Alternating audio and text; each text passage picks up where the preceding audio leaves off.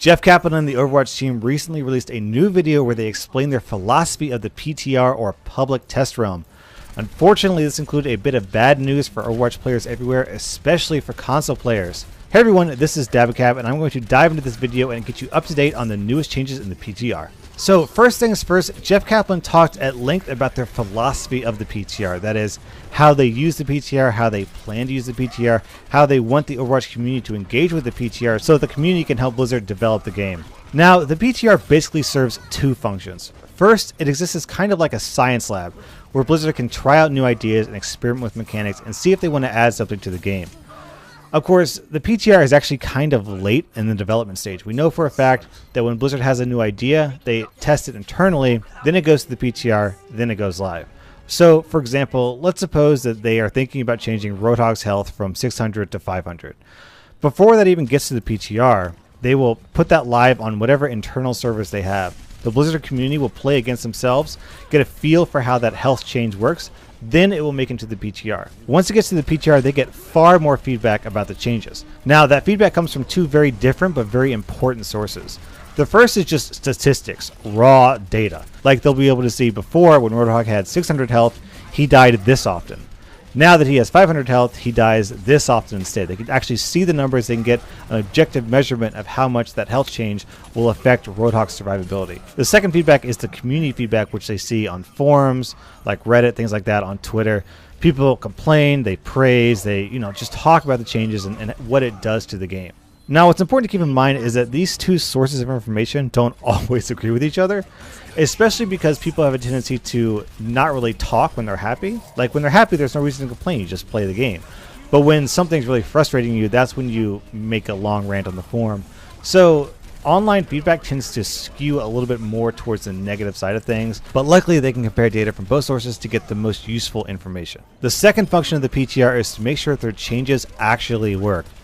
I mean, keep in mind, I put out a 10-minute glitches montage basically every week, so I see a lot of crazy bugs in Overwatch. And I can tell you that they definitely need that extra step in the development process to make sure that at least most of the bugs are worked out and that things work more or less the way they're intended to. So, it'd be nice if they could just skip the PTR, if they could they have a cool new character, they have a cool new map, they just put it right into the normal game.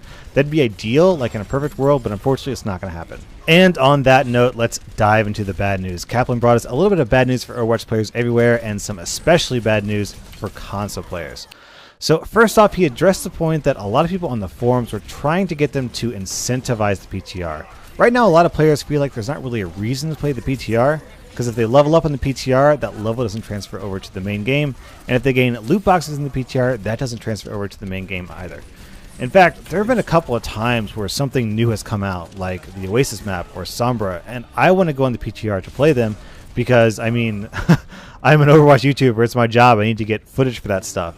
But my friends are like, nah, I'd rather play on live. And the reason is they don't want to miss out on loot boxes. They want to level up. They want to get cool stuff. And I definitely sympathize with them. I kind of feel like whenever I play on the PTR, I'm missing out. I'm wasting my time a little bit because I could be playing more efficiently on the live version. So that's kind of a problem. A lot of people have been complaining about it in the community. Kaplan has noticed that, and unfortunately, he's not going to do anything about it. Blizzard could make it so that every time you get a loot box, every time you level up on the PTR, that also transfers over to the live version. However, he pointed out that there's a catch to that. Basically, implementing that takes time, resources, manpower, and while that would be a very popular change, he felt like Blizzard's resources were better spent towards other things like new maps, new characters, or fixing bugs. So, unfortunately, it looks like all those loot boxes you got in your PTR account will not be transferred over to live anytime soon.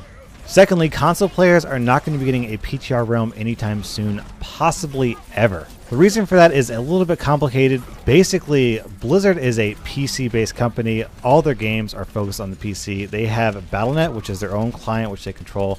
So if they want to make changes to the game, they can just do it. However, PS4 and Xbox, those are kind of out of their control. In order for Blizzard to make changes to the console version of Overwatch, they have to get approval from Microsoft or Sony. Now, unfortunately, that creates a little bit of oversight. It sort of slows down the process. So console players, you know, I guess you're kind of out of luck. If there's a new character, if there's a new map, you're just going to have to watch PC players play before you get a chance to dive in there and get your hands on it. I can definitely understand where Blizzard is coming from on this, though. I mean, this is all kind of bad news, but in the grand scheme of things, I totally get it, and I kind of agree. It hurts to agree, but I'm going to agree with Kaplan on this. I mean, let's like hold out your hands. On the one hand, you have a new character and a new map. On the other, you have a PTR realm for console players, and loot boxes you get in the PTR realm transfer over to the main. Which of those would you rather have? Personally, I'd rather have the new hero and the new map. I think most people would agree with me. Even console players would probably agree with me, just because that stuff is fun, that stuff is exciting. You see it every single day. Whereas change the PTR, I mean, how often are you on the PTR? How often do you actually see those changes? So it's just kind of a waste of time to invest too heavily in the PTR when they could make changes to Overwatch as a whole, which affects everyone all the time instead. Next up is buffs and nerfs. Blizzard has had their eye on Sombra. The community is not a fan of Sombra. Basically, everyone thinks that Sombra is completely underpowered at the moment, but Blizzard is not quite so sure. They feel, according to Kaplan, that the community just hasn't quite figured out how to use Sombra well yet. What they said is they feel like Sombra is sort of misjudged. People sort of assume Sombra is supposed to be a deadly assassin who makes plays and gets lots of kills, kind of like, you know, Tracer or Soldier or Reaper. And they said that's not really what her intended role is. She's supposed to be more of like a support class, like a support slash offense. She's more of a disruptor than an assassin. So while she's not getting a lot of kills, that being said, she does need a little bit of help, a little bit of a bump. And they're being cautious about this. They don't want to over buff her. That's kind of what happened with Ana. I don't know if you remember, but when Ana came out, everyone thought she was terrible. No one played her. And then they gave her a couple of buffs. And then she became a staple in every competitive team. I mean, the meta is still totally revolved around Ana.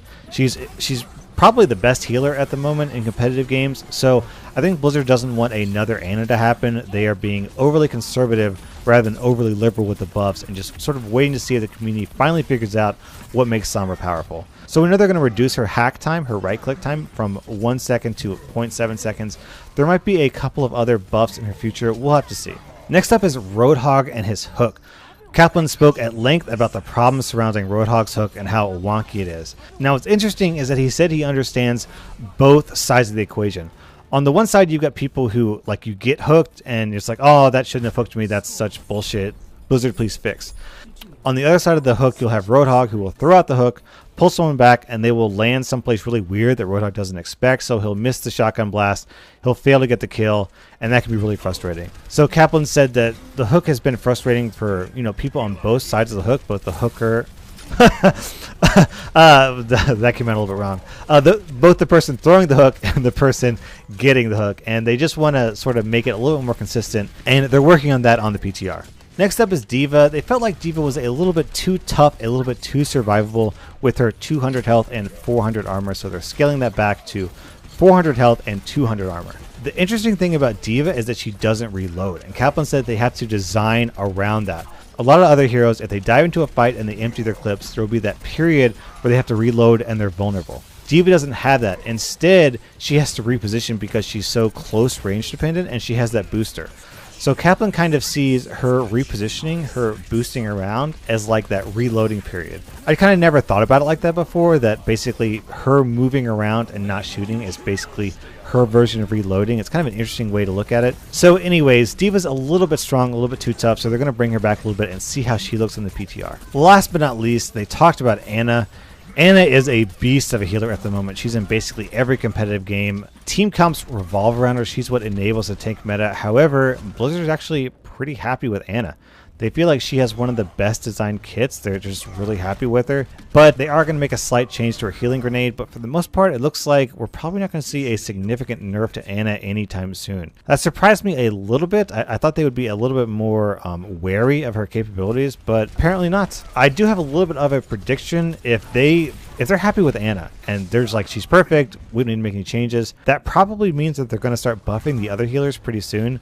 Because I think most competitive players would probably agree that someone like Zenyatta or Mercy just in general isn't as good as Ana, so they might buff those healers to bring them a little bit more in line with Ana's power. We'll have to see. Alright, so that's your update on the PTR. For the most part, it sounds like This wasn't so much of an update as it was Kaplan trying to sort of smooth over a lot of angry people online saying, I want incentives to play PTR. I want PTR on the console. I don't like this change. I like that change. And I guess they sort of felt like they needed to respond to the community, so Kaplan was just sort of telling everyone, this is how it is. This is why it is this way. And it's probably best that it's this way, because if it was another way, you guys would probably hate it even more. So try to be easy on us. I think that's kind of what I took away from it, reading in between the lines. I think that they're just trying to, keep the peace a little bit and keep people from getting so angry about the PTR. Are there any console players out there? How do you feel about the news about the PTR? I mean, if I were you, I'd probably be a little bit peeved about the idea of never having a PTR. That's really frustrating, especially during those times like when Oasis is on the PTR but not live, when Sombra is on the PTR but not live. That's gotta suck. I feel bad for you, man. Anyways, let me know your thoughts in the comments, and thank you for watching. Dabacab out.